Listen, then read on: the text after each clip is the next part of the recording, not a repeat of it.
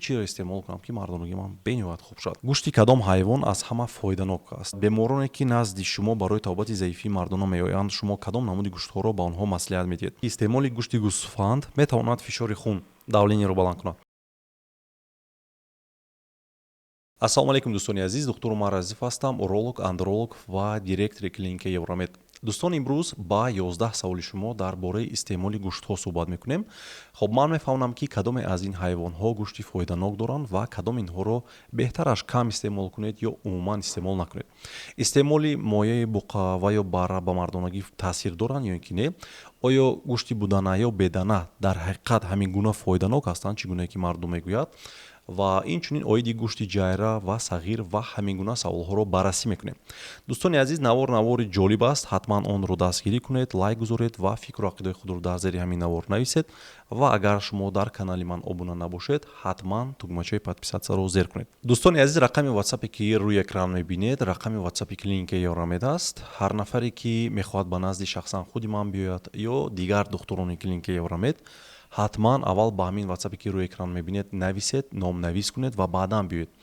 ғайр аз ман, дӯстони азиз, дар клиникаи Евромед дигар духтурони бениҳоят пурқувват ки дар хориҷи кишвар таҳсил кардагӣ ҳастанд, фаъолият кардагӣ ҳастанд, кор мекунанд, мисли Маҳмадшоев Ёқубҷон, Раҷабов Хуршед, Муъминов Бахтиёр, Избасаров Охунҷон, Наҷмиддинов Хайём ва Сафаров Зуҳал духтурони бениҳоят пурқуввати клиникаи Евромед ҳастанд ва тайёранд ба шумо кӯмаки худро расонанд.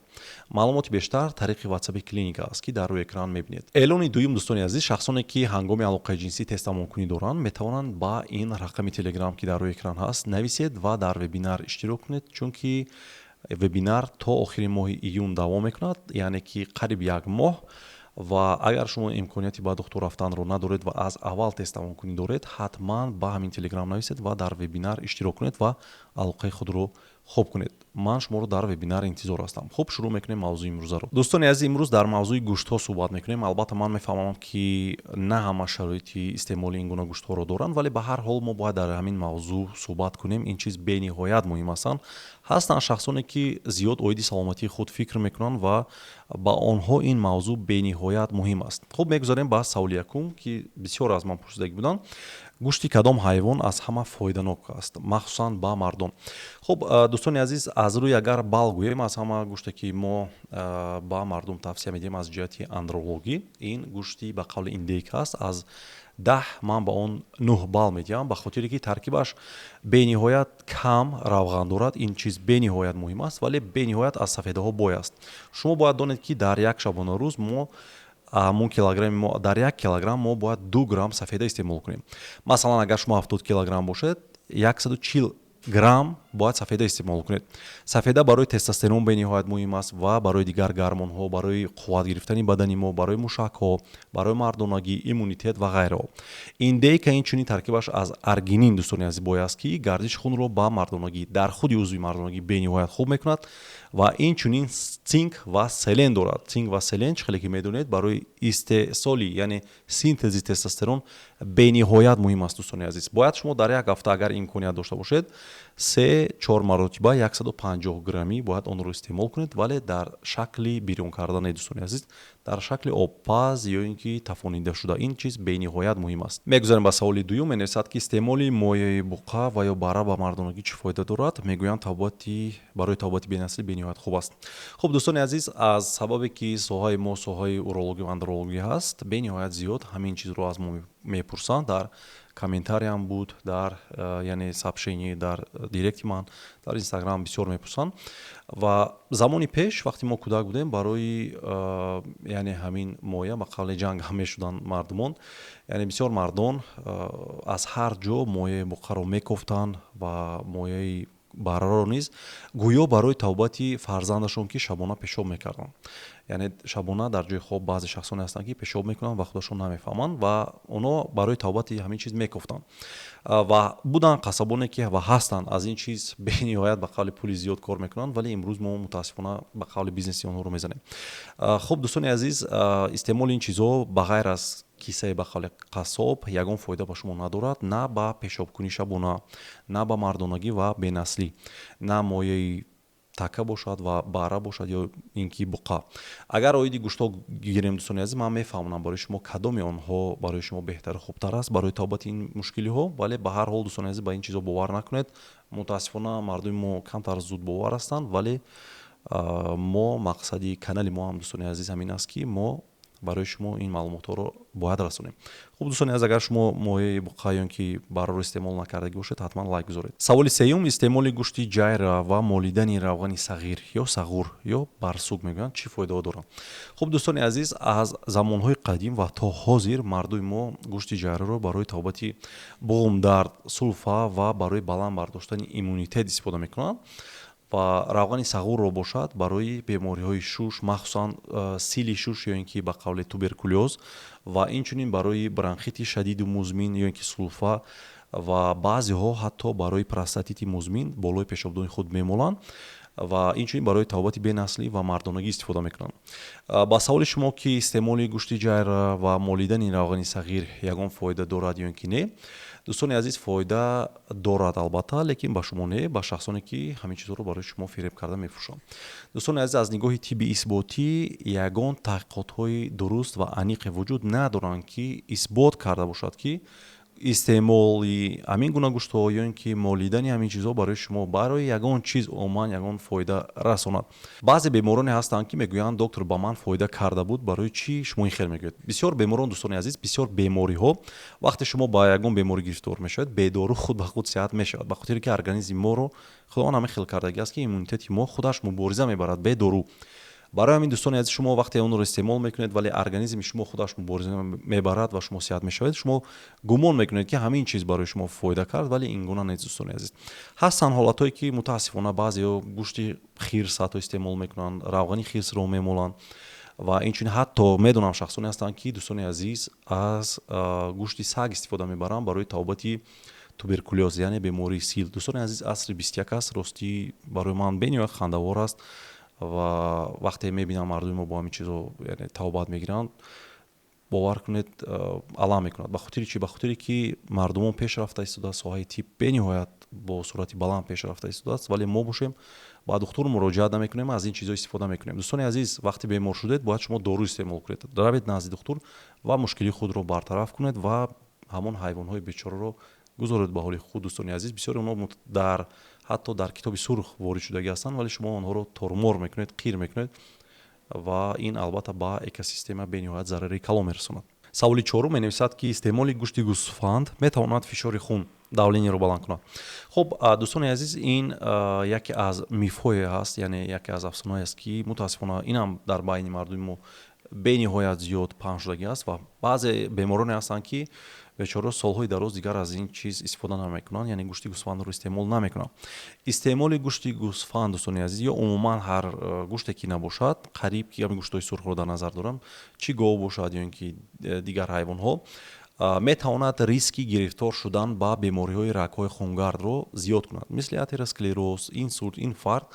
Лекин вақте шумо бисёр ва солҳои дароз онҳоро истеъмол мекунед, вақте шумо мехӯреду пас аз 10 дақиқа аллакай фишори шумо баланд мешавад, ин бо ин сабаб намешавад, дӯстони азиз. Сабаб дар ин аст ки шумо худатон ба қавли худатонро самовнушение мекунед ва фишори худро баланд мекунед. Ё ҳаст ҳолатҳое ки дӯстони азиз, ҳангоми тайёр кардани ин гӯштҳо бисёр намак истифода мекунанд, приправаи зиёд истеъмол мекунанд ва шахсоне ки аллакай ба бемории фишорбаландӣ гирифтор ҳастанд, метавонад фишори онҳо баланд шавад.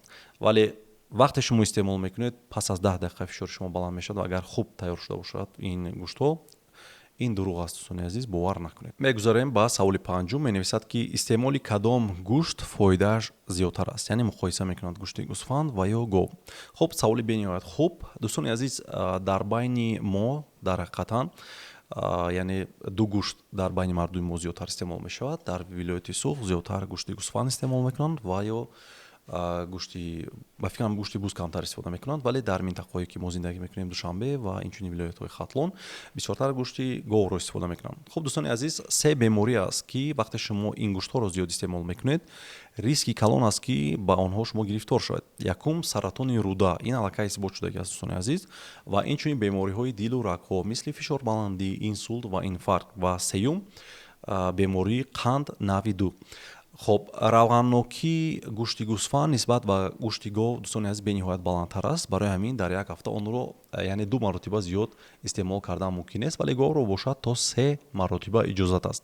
дар умум дар як ҳафта аз 350 то 500 грамм аз ин гӯштҳо метавонед ки истифода кунед. вале аз нигоҳи таркиб гӯем, мисли агар витаминро гирем, цинк ва ғайраҳо, қариб ки як хел гӯем ки состав доранд. барои ҳамин агар шароити шумо бошад, метавонед бо навбат онҳоро истеъмол кунед, ягон мушкил нест. агар шумо ба қавли вегетарианист бошед, яъне шахсоне ки умуман гӯшт истеъмол намекунанд, инам хато аст дӯстони азиз. шумо бояд сафедаву витамини Б, цинк ва оҳан, он чизое ки барои организм мо муҳим аст, шумо бояд ҳатман онҳоро истеъмол кунед. шумо бояд ки баъзе витаминҳо ҳастанд, баъзе биодобавкиҳо, ҳатман бояд онҳоро истифода баред. дар умум дӯстони азиз, як чизро фаромӯш накунед ки баъзе бисёр бемороне ҳастанд ки аз ман суол мекунанд ки доктор Умар, чӣ чизро вақте мо дору менависем ва ҷавоб медиҳем беморро, мегӯяд ки акай Умар, ман чӣ чизро истеъмол кунам ки мардонагии ман бениҳоят хуб шавад. дӯстони азиз, ягон чизи махсусе вуҷуд надорад ки шумо фақат ҳамон чизро истеъмол кунеду масалан тестостерони шумо баланд шавад, организми шумо, иммунитети шумо пурқувват шавад. бадани шуморо дӯстони азиз, ҳар чизе ки шумо истеъмол мекунед, яъне ҳамон витамину цинк, шумо бояд аз ҳар чиз гиред. аз мева, сабзавот, аз ҳар гуна гӯштҳо дӯстони азиз. оиди дигар гӯштҳо низ ҳозир ман барои шумо мефаҳмонам. хуб, мегузарем ба саволи шашум. менависад ки гӯшти будана ё бедана ба қавли перепелкаро бисёриҳо таъриф мекунанд. чӣ фоида дорад аз нигоҳи тиб? хуб дӯстони азиз, манам ростӣ ин қадар ба қавли воимаро дар гирду атрофи гӯшти бедана намефаҳмам. аз рӯи таркиб гирем дӯстони азиз, гӯшти мурғ қариб ки ягон фарқият надорад аз гӯшти бедана. таркиби ҳардуяш сафеда дорад, витаминҳои гурӯҳи Б дорад, яъне бисёртар витамини B2, B6, оҳан, цинк, калий, магний, фосфор доранд.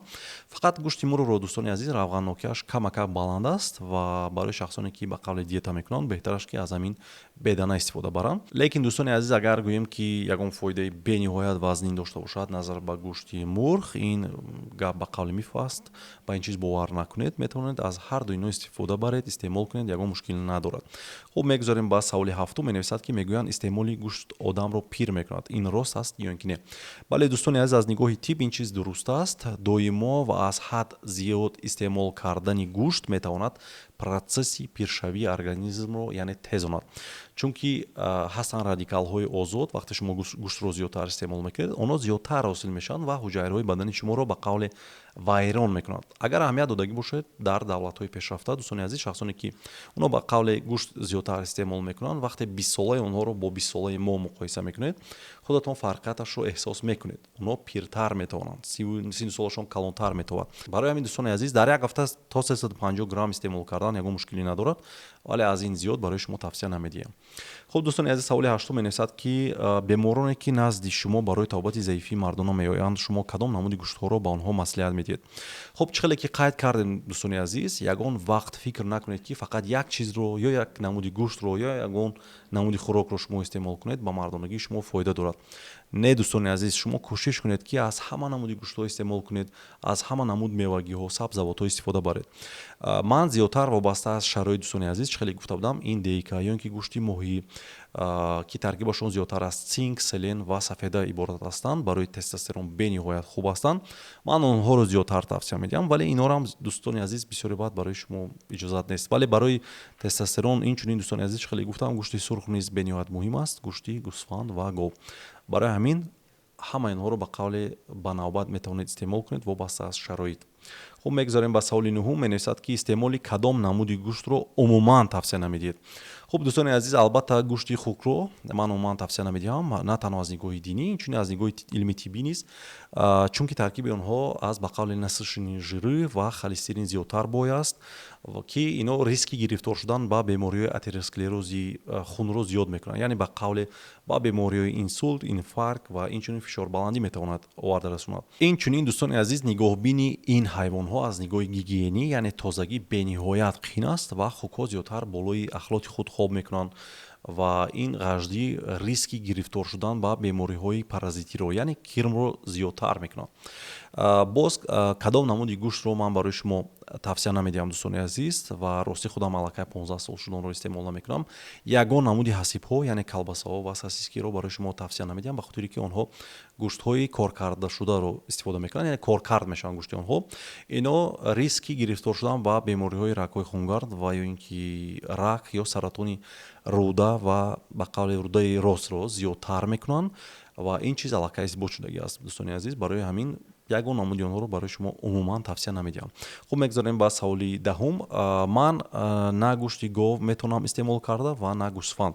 Агар гӯшти буз истеъмол кунам чӣ? Хуб, рости агар мо тамоми намуди гӯштҳоро муқоиса кунем дӯстони азиз, гӯшти гӯсфанд бошад, гӯшти буз ё ин ки гӯшти гов, аз ҳама беҳтараш дӯстони азиз барои мард ин гӯшти буз аст, чунки таркиби он равғаннокии паст дорад ва инчунин холестерини кам дорад ва онро зиёд истеъмол карданам иҷозат аст. Дар як ҳафта аз 3 маротиба ҳатто зиёдтар иҷозат аст, шумо метавонед истеъмол кунед. Агар аз лиҳози таркибӣ гирем дӯстони азиз, аз нигоҳи фоиданокӣ бошад, аз гов ва гӯсфанд камӣ надорад. Аз бузро дӯстони азиз бисёриҳо барои диета кардан ва барои нигоҳ доштани саломатии худ зиёдтар истифода мекунанд, яъне ба қавли диетически аст, ба ҳазур метавонед онро истеъмол кунед. Мегузарем ба саволи охирон. Менависад ки истеъмоли гӯшти моҳӣ чӣ фоида дорад. Хуб, дӯстон, агар аҳамият додагӣ бошед оиди гӯшти гӯсфанд ё ин ки гов, ман барои шумо фаҳмонам ки беҳтараш, яъне вазорати тандурустии ҷаҳонӣ тавсия медиҳад ки аз 350-500 грамм зиёд онро истеъмол накунед дар як ҳафта, дар назар дорам. Лекин аҷоибии гӯшти моҳӣ дар он аст ки онро шумо дар як ҳафта метавонед 350-500 грамм ҳатто зиёдтар истеъмол кунед. Аз ин зиёд бошадам хубтару беҳтар аст, чунки дӯстони азиз таркиби моҳӣ зиёдтар аз омега 3, витамини А ва Д, йод, селен, цинк ва сафедаҳо бой аст.